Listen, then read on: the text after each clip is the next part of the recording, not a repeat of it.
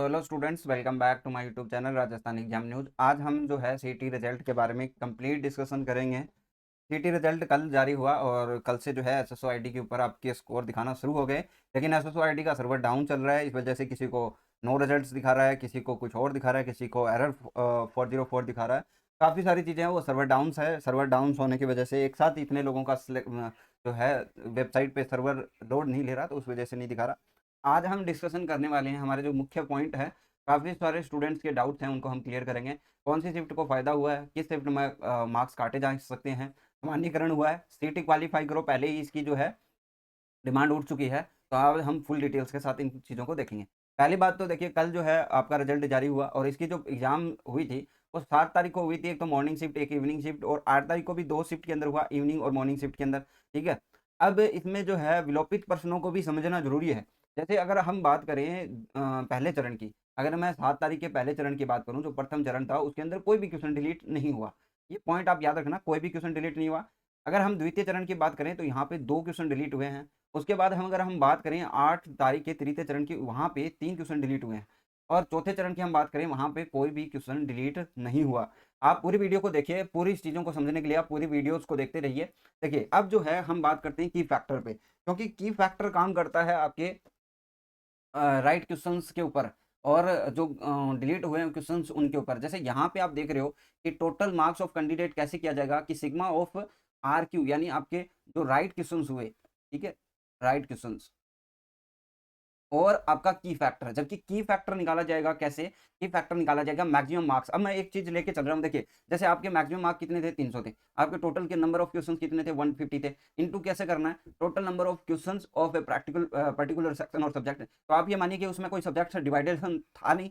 हमारा जो टोटल जो क्वेश्चन होंगे वो कितने होंगे, 150। अगर हमने सही नंबर की बात करें, जैसे 7 तारीख की जो पहली शिफ्ट है उसकी बात करें, या फिर 8 तारीख की जो चौथी शिफ्ट है उसकी बात करें, तो आपके जो सही क्वेश्चन और वो है वो 150 है। तो यहाँ से काटा तो 1 हो जाएगा, और यहाँ से काटा तो क्या आ जाएगा आपका 2 आ जाएगा। यानी जो 7 तारीख को जो शिफ्ट 1 है और 8 तारीख को जो शिफ्ट सेकंड है, उसके जो की फैक्टर रहेंगे वो 2 ही रहेंगे। यानी आपको सही क्वेश्चन के 2 मार्क्स मिलेंगे। यानी आपने 100 क्वेश्चन सही किया तो आपको कितना मिला, 200 मार्क्स मिला। जबकि अगर हम बात करें 8 तारीख की फर्स्ट शिफ्ट की, ठीक है, 8 तारीख के फर्स्ट शिफ्ट की, यानी तृतीय चरण की, जहाँ पे 3 क्वेश्चन डिलीट हुए। अब 3 क्वेश्चन का डिलीट हुआ तो उसको समझने के लिए थोड़ा-सा और आपको मैथमेटिक्स समझा देता हूँ। देखिए वही चीज़ है आपके मैक्सिमम क्वेश्चंस और मैक्सिमम मार्क्स, ठीक है? यहाँ से आपका 2 आ रहा है, ये हमने देखा। इनटू क्या होगा, जो आपके क्वेश्चन पूछे गए, टोटल नंबर ऑफ क्वेश्चन 150, और जो आपके सही थे, वो सही कितने थे, 147। क्यों? क्योंकि आपके 3 क्वेश्चन क्या कर दिए, डिलीट कर दिए। तो 147 लेके चलोगे तो इसका जो की फैक्टर आएगा वो कितना आएगा, वो की फैक्टर आएगा आपका 2.04, और आगे आप जो भी है, मतलब इसको जो है एक क्वेश्चन का 2.04 जो है मार्क्स मिलेगा। यानी अगर आपके 100 क्वेश्चन सही थे तो आपको 2.04 मार्क्स मिलेंगे, यानी 204 मार्क्स मिलेंगे। जबकि सही क्वेश्चन जिनके विलोपित नहीं हुए उनको कितना मिलेगा, 200। यानी 4 नंबर का गैप तो यहीं पे आ रहा है। 0.04 आपके जो है बढ़ते चले जाते हैं। एटलीस्ट ये मानिए कि 50 क्वेश्चन तो हर कोई सही करता है, तो 2 नंबर का फर्क तो वहीं पे आ जाता है विदाउट नॉर्मलाइजेशन। ये नॉर्मलाइजेशन नहीं है, ये क्वेश्चन को डिलीट करने के कारण होता है।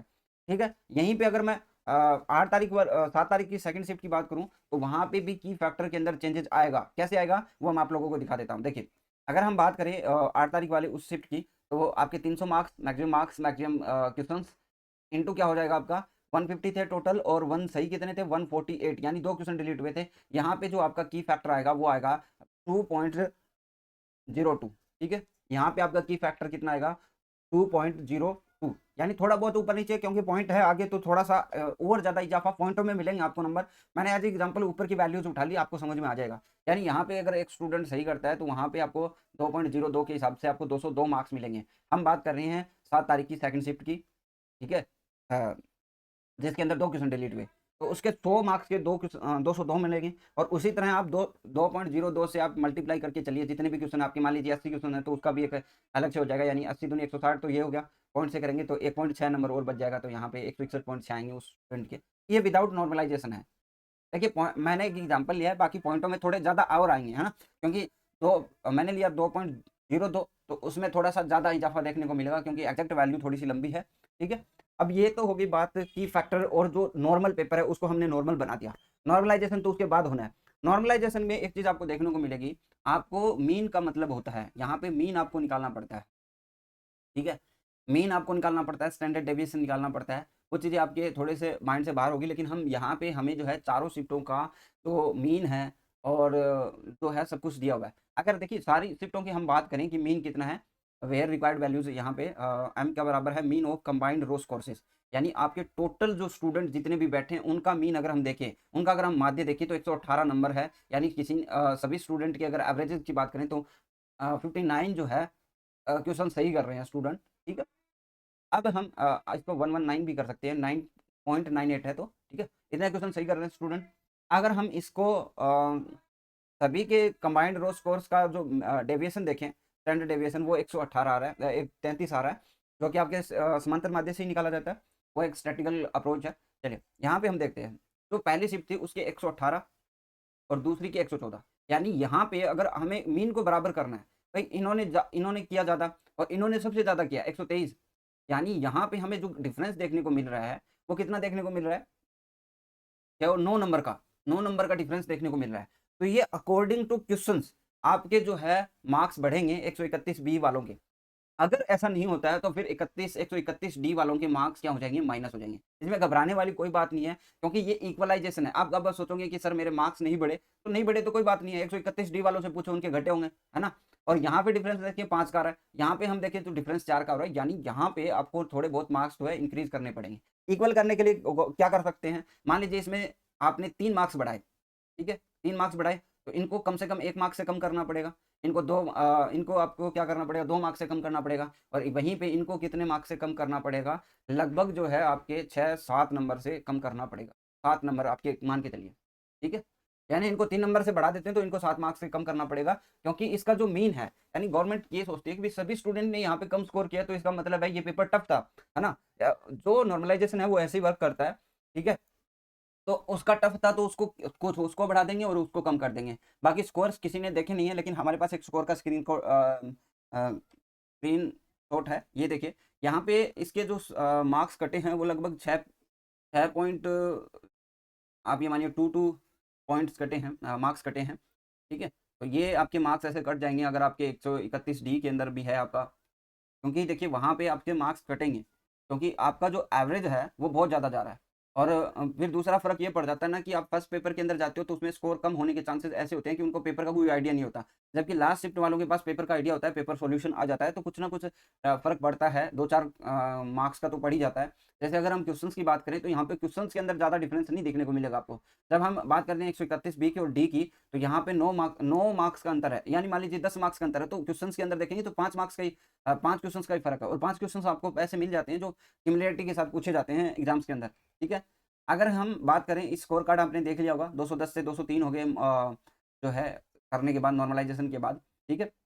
अगर हम बात करें इसके जो अंदर जो वैकेंसीज है उसकी, यानी कॉमन एलिजिबिलिटी टेस्ट के अंदर कौन कौन सी वैकेंसीज है, देखिए आपके पास होमगार्ड अधीनस्थ सेवा है, प्लाटून कमांडर की, ठीक है। अभियांत्रिकी और अधीनस्थ सिंचाई सेवा है, इसके अंदर जो आपके डिपार्टमेंट के अंदर जो है जिलेवार और पटवारी। अधीनस्थ लेखा सेवा के अंदर पद है वो है कनिष्ठ लेखाकार के।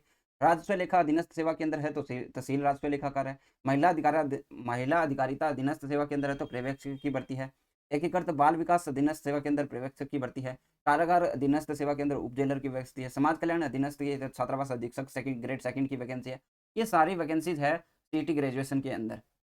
लेकिन आपको बता दें कि सरकार ने बोला कि हम 15 गुना लेंगे। मान लीजिए कि इसकी 5000 सीट है और इसका 15 गुना लेते हैं तो कितना आएगा, 75 आएगा, 75,000। कोई बात नहीं है, जिनका हो रहा है वो अच्छी बात है, लेकिन आपका भी नहीं होगा जब इस चीज़ों में ना, ये कम सीट्स है, ये क्या है, बहुत कम सीट है। इनके अंदर अगर आपका मल्टीप्लाई 15 करोगे तो बहुत कम पद आने वाले हैं। इसके अंदर तो खैर ज़्यादा है, लेकिन इनके अंदर बहुत कम पद है, तो इसके अंदर जो है आपके भी नंबर आए ना आए कोई ज़रूरी नहीं है।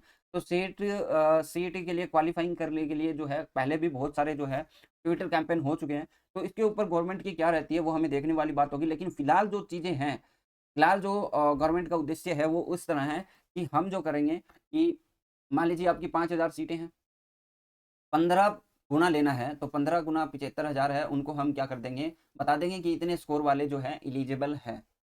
और वो कैसे होगा, अब ये भी एक सोचने वाली बात है कि 5,000 पदों को भी फिर यूआर, ओबीसी, ईडब्ल्यूएस और एससी एसटी, ठीक है, इनका 15 गुना लेना पड़ेगा, अदरवाइज तो आपको रिप्रेजेंटेटिव नहीं मिलेंगे। 15 गुना लेना पड़ेगा इसका भी, ठीक है? और इस हिसाब से अगर हम ओबीसी की बात करें, तो ओबीसी के स्टूडेंट बहुत कम सेलेक्ट होंगे अगर इस तरह लिया जाता है। क्योंकि देखिए यूआर के अंदर तो टॉपर 15 गुना होंगे, जितनी भी सीट्स होंगी, जैसे मान लीजिए कि लगभग जो है 50% आप मान के चलिए, तो इसकी जो 2500 सीट है, 2500 या 2400 सीट जो आएगी, उसका 15 गुना ये ले लेंगे यूआर का, जो टॉप स्टूडेंट होंगे। इसमें देखिए यूआर कोई कैटेगरी नहीं है, यूआर है अनरिजर्व्ड, यानी कोई भी इसके अंदर आ सकता है जिसने अच्छा स्कोर किया है ना। अगर इन्होंने ये किया ओबीसी के अंदर जो 15 गुना लिया, तो लगभग यूआर वालों के भी यूआर वालों के लिए भी समस्या कि उनको बहुत ज़्यादा मार्क्स लेके आने पड़ेंगे। ओबीसी के स्टूडेंट भी यूआर के अंदर शामिल होते हैं, ईडब्ल्यूएस के भी यूआर के अंदर आते हैं, एसटी के भी जो जनरल स्टूडेंट हैं, उनके लिए भी कॉम्पिटिशन बेहतर रहेगा अब इस बार, ठीक है? तो ये 15 गुना वाला जो है एक एक प्रकार का झंझट है, क्योंकि इसमें जो है काफ़ी सारे स्टूडेंट बाहर हो जाएँगे। मान लीजिए 15 गुना के अंदर आप जूनियर अकाउंटेंट वाली वैकेंसीज़ के अंदर नहीं आ रहे, तो आप बाकी को तो भूल जाइए, और ये जो परीक्षा होगी ये पता नहीं अब दोबारा कब होगी सीटी, है ना? और 10+2 के अंदर भी ऐसा होगा, तो मान लीजिए कि कुछ ही स्टूडेंट्स को जो है ना वो मौका मिलेगा कि वो अपनी सीईटी के स्कोर के बेस के ऊपर जो है वो शामिल हो जाए परीक्षा के अंदर, और जिसने नहीं दिया वो तो आउट है ही खैर। लेकिन जिन्होंने दिया और वो 15 गुना के अंदर उनका स्कोर अच्छा नहीं है, तो फिर वो वैसे भी आउट है। तो इसमें देखने वाला होगा कि सरकार कैसे कदम उठाती है, कैसे स्टूडेंट को जो है राहत दे सकती है। अदरवाइज़ जो स्टूडेंट के मार्क्स अच्छे हैं, यानी लगभग 200 प्लस है, तो मेरे हिसाब से उनका हो जाना चाहिए जूनियर अकाउंटेंट के लिए तो।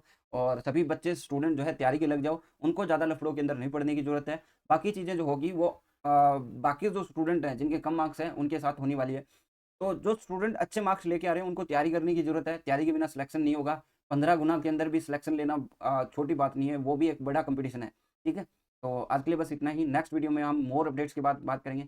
आपके जो भी सुझाव हैं, जो भी आपकी कन्फ्यूज़न्स हैं, उनके ऊपर आप कमेंट कीजिए, मैं आपका कमेंट का रिप्लाई करने की कोशिश ज़रूर करूँगा। Thank you.